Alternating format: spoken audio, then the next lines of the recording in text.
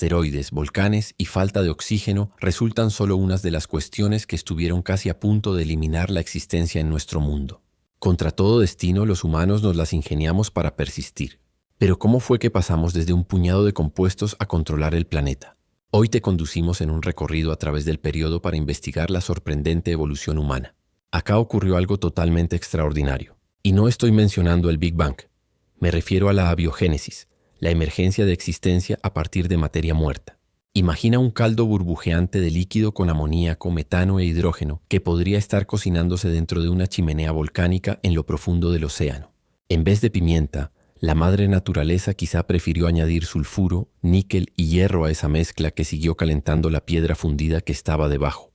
Hace millones de épocas, esas moléculas se unieron entre sí para originar cadenas de aminoácidos como la lisina, el ácido láctico y la urea, las cuales tal vez construyeron los fundamentos de la existencia. Con el transcurso, estas cadenas se fueron duplicando hasta empezar a generar las primeras células, la primera clase de vida terrestre. Bueno, a lo mejor no fue tan fácil, pero más o menos así fue como nació el inicial organismo unicelular, seguramente en cierto respiradero geotérmico de aguas hondas. Te presento a Luca, el último antecesor común universal por sus siglas en inglés. Humanos, criaturas, hongos, árboles, todos logramos rastrear nuestra vida hasta esta entidad. Para que los humanos apareciéramos en escena, se precisaba algo más crucial: el oxígeno. La Tierra estaba rodeada en nitrógeno, hidrógeno, vapor de líquido y dióxido de carbono. Y fue gracias al origen de las cianobacterias que los humanos conseguimos acceso a ese oxígeno esencial. Aquí la metamorfosis de la Tierra generó los supercontinentes. Primero Rodinia, y 200 millones de eras después, alrededor del polo austral se conformó Panotia. Este periodo coincide con el nacimiento de los primeros animales básicos a partir de organismos microscópicos. En este instante ocurrió uno de los sucesos más decisivos de nuestra historia, la explosión cámbrica.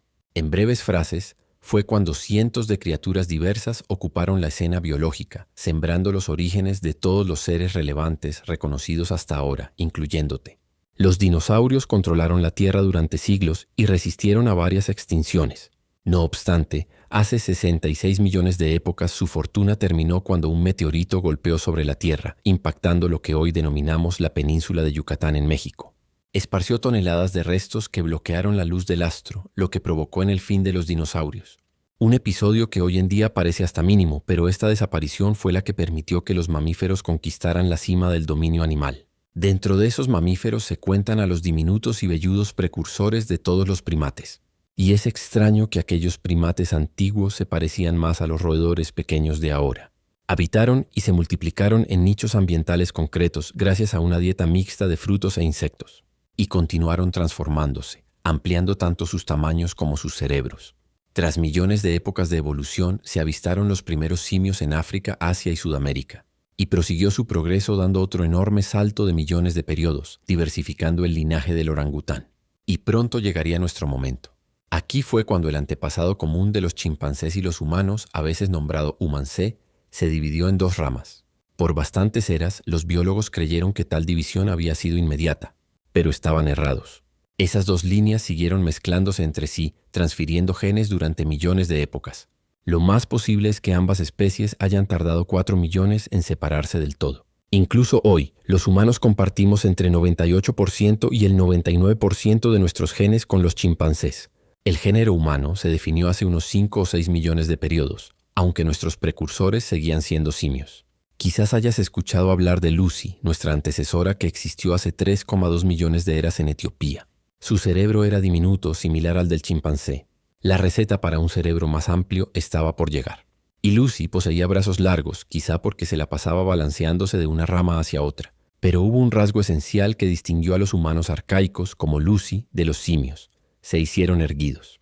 ¿Qué los llevó a desplazarse sobre dos extremidades? Pues existen dos teorías que detallan el andar vertical. La primera constituye la hipótesis de la sabana. Según ella, cuando los bosques retrocedieron para dar entrada a la pradera, los humanos se dedicaron a la recolección, y andar erguidos les permitió observar más distante. Sin embargo, luego de analizar el comportamiento de los chimpancés en Tanzania, ciertos científicos piensan que los primeros humanos se levantaban en dos patas dentro de los árboles, quizá para juntar frutos de las ramas altas o para evitar cazadores. Pero esta explicación presenta vacíos. ¿Por qué los humanos lograron volverse bípedos pero no los chimpancés? Los humanos arcaicos iniciaron a comprender el entorno.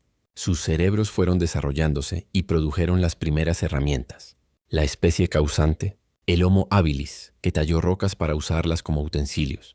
Igual tardó 1.000.000 de épocas en inventar el hacha manual.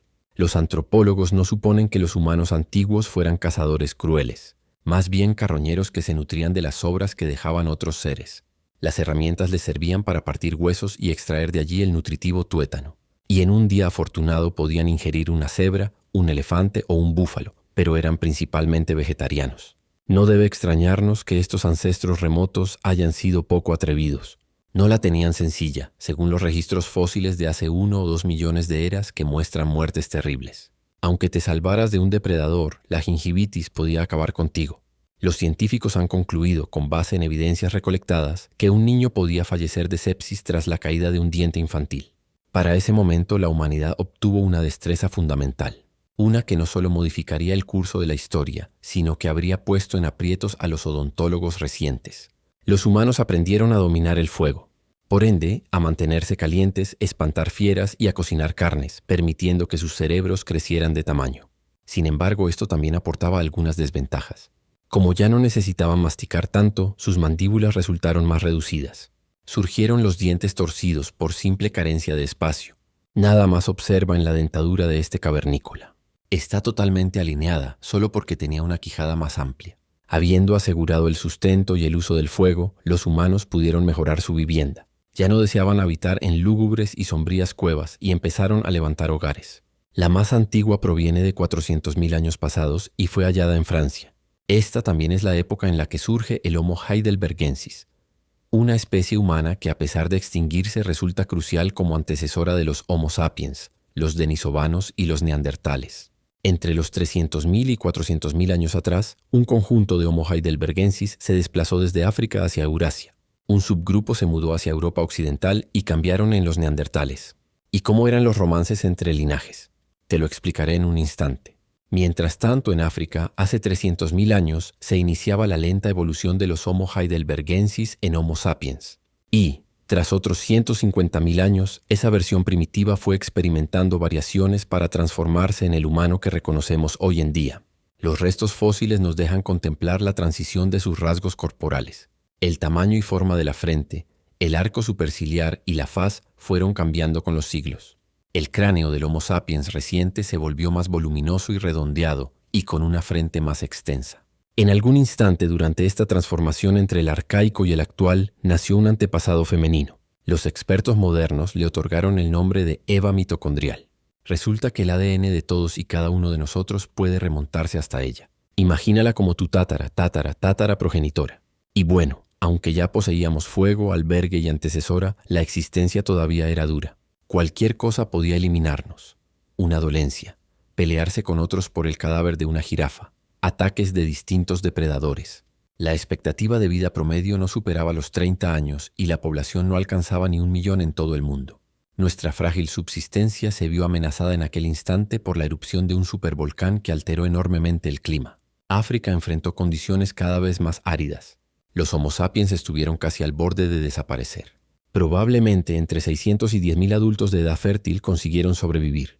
Al parecer, durante esos tiempos duros, la humanidad se dividió en grupos más pequeños y apartados. La sequía redujo los ríos, facilitando más la pesca.